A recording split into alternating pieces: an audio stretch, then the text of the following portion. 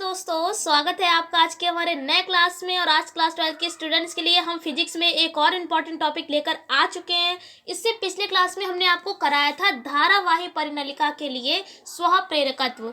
जो स्टूडेंट्स हमारे वीडियोस को पहली बार देख रहे हैं तो वो अगर चाहे तो इससे पिछली वाली वीडियो देख सकते हैं। उनको और ज़्यादा अच्छे से समझ में आएगा कि स्वप्रेरकत्व क्या होता है। इसके बारे में हम आपको डिटेल में बता चुके हैं। अगर आप चाहें तो हमारे वीडियोस को जाकर देख सकते हैं। इस वीडियो को देखने के बाद आज आपको बताएंगे कि किसी समतल कुंडली के लिए स्वप्रेरकत्व क्या होता है।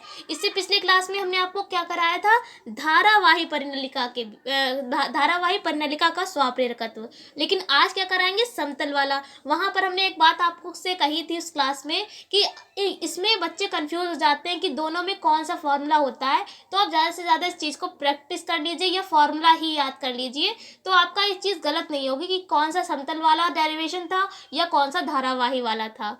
उम्मीद करते हैं कि आपको ये बात समझ में आ गई होगी। चलिए स्टार्ट करते हैं आज के क्लास को। बताते हैं आपको कि समतल कुंडली के लिए स्वप्रेरकत्व क्या होता है। सबसे पहले यहाँ पर देखिए, हमने मान लिया है कि त्रिज्या क्या है, आर मीटर की कोई त्रिज्या है जिसे एक वृत्ताकार कुंडली यहाँ पर लिखा हुआ है कि माना एक आर मीटर त्रिज्या की एक वृत्ताकार कुंडली है। इस टाइप की कोई कुंडली होगी वृत्ताकार, उसे हमने उसकी त्रिज्या क्या मान ली है, आर मीटर। उसके बाद देखिए लिखा है कि जिसमें तार के n फेरे हैं। अब जाहिर सी बात है, जब कुंडली है तो उसमें कई सारे फेरे भी होंगे। कई सारे फेरे हैं तो हमने फेरों की संख्या क्या मान ली है, n मान ली है। और आई एम्पेयर की धारा बह रही है। अब कुंडली है तो उसमें धारा भी बहेगी, तो हमने क्या मान लिया, आई एम्पेयर की धारा है। अब उसके बाद लिखा है तब कुंडली के केंद्र पर चुंबकीय क्षेत्र। ये भी देखिए धारावाही लूप के कारण चुंबकीय क्षेत्र, ये हम आपको करा भी चुके हैं डेरिवेशन। अगर आप चाहें तो देख सकते हैं।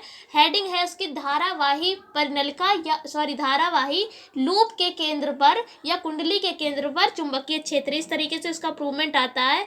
बी बराबर μ0 NI साइन थीटा बटे में 2a ये आता है। वहां पर त्रिज्या a मानी थी इसलिए a लिखी है। यहाँ पर r मानी है तो क्या लिखेंगे, r लिखेंगे। अब आप सोचेंगे इस फॉर्मूले में साइन थीटा तो है नहीं। जो देखिए यहाँ पर इस फॉर्मूले में जो हम आपको स्वप्रेरकत्व करा रहे हैं, इसमें साइन थीटा यानी थीटा की कोई ज़रूरत ही नहीं है, तो इसलिए हमने यहाँ पर साइन थीटा नहीं माना। बाकी का फॉर्मूला सेम रहेगा, μ0 NI 2a। तो देखिए जैसा कि हमने आपको बताया, μ0 NI अपॉन में 2a, एक ही जगह हमने r लिख लिया है। ये हमने डेरिवेशन से फॉर्मूला लिया है जो हम आपको बता चुके हैं। क्या है, b बराबर μ0 NI 2r। ठीक है, उम्मीद करते हैं कि आपको ये समझ में आ गया होगा। अगर नहीं समझ में आ रहा है तो आप जो हमने आप वीडियो बनाई है जो धारावाही लूप के केंद्र पर चुंबकीय क्षेत्र, तो आप वो देखिए जाके, वहीं से हमने ये फॉर्मूला लिया है।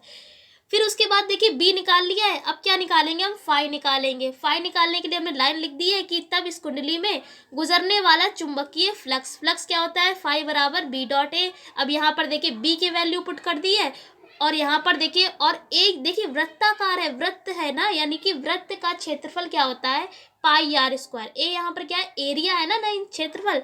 वृत्त है तो वृत्त के लिए क्षेत्रफल क्या होता है, पाई आर स्क्वायर। तो ए की जगह पे देखिए हमने यहाँ पर पाई आर स्क्वायर रख दिया है। आर से आर ये वाला कैंसिल हो जाएगा, क्या बचेगा, μ0 NI पाई आर अपॉन में 2 ये बचेगा। अब हमने आप हेडिंग देखिए ऊपर पड़ी है स्वप्रेरकत्व। तो स्वप्रेरकत्व के लिए फॉर्मूला होता है L बराबर N फाई अपॉन में I। यहाँ पर देखिए फाई की वैल्यू पुट कर दी है और हमारा ये प्रूवमेंट हो गया है, आ गया है L बराबर N square μ0 pi R upon में 2। अगर आपने ध्यान से समझा है तो देखिए, अगर आपने पिछली वाली वीडियो भी देखी है तो आपको सिमिलैरिटी लग रही होगी। किस तरीके से, अगर देखिए पिछली वाली क्लास में हमने आपको बी की सबसे पहले हमने निकाला था स्मॉल n, क्योंकि वहां पर नंबर की जरूरत पड़ रही थी फेरों की, इसलिए स्मॉल n बराबर कैपिटल N बटे में L था। वहां पर हमने ये क्यों निकाला था, क्योंकि वहां पर हमने चुंबकीय क्षेत्र का कौन सा फॉर्मूला लगाया था, b बराबर μ0 NI ये वाला लगाया था ना, इस वाले n के कारण हमने ये निकाला था। लेकिन यहाँ पर देखिए स्मॉल n है ही नहीं, कैपिटल N ही है, तो डायरेक्ट हमने ये फॉर्मूला लगा लिया। उसके बाद देखिए फिर हमने इतना काम करने के बाद, पिछले वाले क्लास की बात कर रहे हैं, इतना काम करने के बाद हमने उसमें भी फाई निकाला था। क्या निकाला है? फाई, चुंबकीय फ्लक्स। और इसमें भी देखिए फाई ही निकाला है, सेम वही फॉर्मूला है। बी के मान को हमने पुट किया था, उसके बाद हमने एल का मान निकाला है, सेम वैसे ही इसमें भी हमने एल का मान निकाला है। और जिस तरीके से था सेम वैसा ही कर दिया, जो कैंसिल हो रहा था उसको कैंसिल कर दिया, बाकी जैसा था वैसा ही रहने दिया।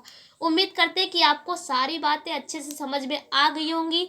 देखिए दोनों ही डेरिवेशन बहुत ज़्यादा इम्पॉर्टेंट भी हैं और अच्छे से हमने आपको समझा भी दिए हैं, लेकिन फिर भी अगर आपको कोई डाउट है तो आप हमको बता सकते हैं। फिलहाल हम आपसे फिर मिलते हैं एक ऐसी क्लास के साथ। तब तक के लिए जय हिंद, जय भारत, धन्यवाद।